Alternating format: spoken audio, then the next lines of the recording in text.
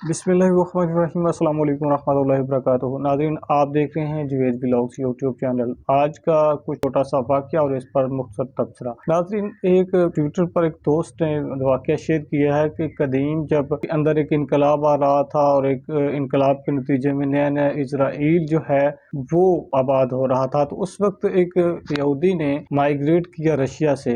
وہ مائیگریٹ کرتے ہوئے ایک لینن نامی شخصیت کا جو مجسمہ تھا، جس کو ایک بطور ہیروز تصور کرتے تھے رشین لوگ، جس کی کافی قدر کرتے تھے، اس شخص کا مجسمہ وہ سونے کا بنوا کر سمگل کرتے ہوئے ایئرپورٹ کے تھرو رشیا کے ایئرپورٹ پر پہنچا۔ جب وہ ایئرپورٹ پہنچتا ہے اور اس کی تلاشی لی جاتی ہے تو وہ 10 سے 12 کلو وزنی مجسمہ جو ہے وہ نکال کر پولیس والے باہر لے آتے ہیں۔ انسپیکٹر پوچھتا ہے کہ یہ کیا ہے، تو وہ یہودی اس کے جواب میں کہتا ہے کہ آپ یہ غلط کہہ رہے ہیں انسپیکٹر صاحب، آپ کو پوچھنا چاہیے یہ کون ہے۔ تو وہ کہتے ہیں چلیں آپ بتا دیں یہ کون ہے۔ وہ کہتا ہے یہ وہ ہیرو ہے کہ جس سے میں بہت زیادہ متاثر ہوں، اور میں چونکہ اس ملک سے مائیگریٹ کر رہا ہوں تو میں بطور یادگار اس مجسمے کو ساتھ لے جا رہا ہوں۔ اگر سٹوری یہاں پر ختم نہیں ہوتی، جب وہ تل ابیب ایئرپورٹ پر پہنچتا ہے اسرائیل کے اندر تو وہاں پر بھی اس کی جمع تلاشی لی جاتی ہے اور اس سے جو پوچھا جاتا ہے کہ یہ کیا ہے، وہ کہتا ہے کہ آپ یہ نہ کہیں کہ یہ کیا ہے، یہ پوچھیں کہ یہ کون ہے۔ کہتے ہیں چلیں بتا دیں یہ کون ہے۔ وہ کہتا ہے کہ یہ وہ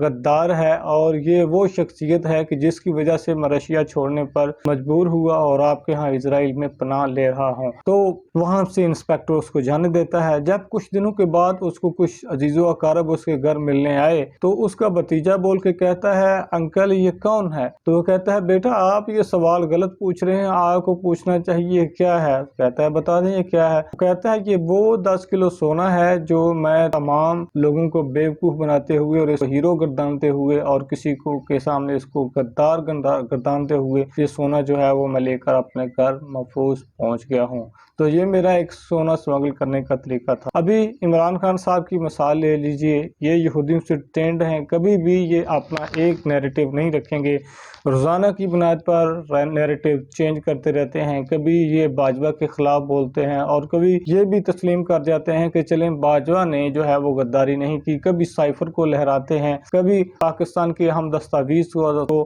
لہراتے ہیں۔ تو ناظرین، آج کا دن اس حوالے سے بہت عام ہے۔ آج عمران خان صاحب کو وہ جو نوٹس جاری کیا گیا ہے ایف آئی اے کی طرف سے، آج وہ ایف آئی اے کے آفس میں پیش ہونے والے ہیں۔ آج 25 جولائی ہے اور انہوں نے ساتھ ساتھ سائفر کو بھی طلب کیا ہے کہ وہ سائفر جو خان صاحب آپ جلسوں میں لہراتے تھے وہ بھی کائنڈلی ذرا اپنے ساتھ لیتے ہوئے آئیے۔ دیکھتے ہیں کیا بنتا ہے، کیونکہ گزشتہ روز کی پیشی کے دوران جب وہ ایڈیشنل سیشن کورٹ میں گئے تھے تو وہاں پر تو ان کے ورکرز نے کمرہ عدالت کے اندر ہی جج صاحب کو گولی گلوچ کی، اور آج دیکھتے ہیں کہ وہ اپنا فتنہ کس حد تک پھیلانے میں کامیاب ہوتے ہیں، یا ایف آئی اے ان کا مکوک کس طرح ٹھپتا ہے اور پاکستان کی قومی سلامتی کے ادارے کس طرح ایکشن میں آتے ہیں، یا پھر پہلے کی طرح اس کو پھر بے مہار چھوڑا جائے گا اور ہو سکتا ہے کہ اس کے بعد پھر کمپلیٹلی طور پر آرٹیکل 6 کے تحت اس پر کیسز چلائے جائیں۔ عمران خان اگر واقعی ایک میچور سیاستدان ہے اور سمجھدار ہے تو اس کو اپنی زبان پر، اپنے افعال پر، اور اس کے سپورٹرز کو بھی اپنی زبان اور اپنے افعال اور اپنے قلم پر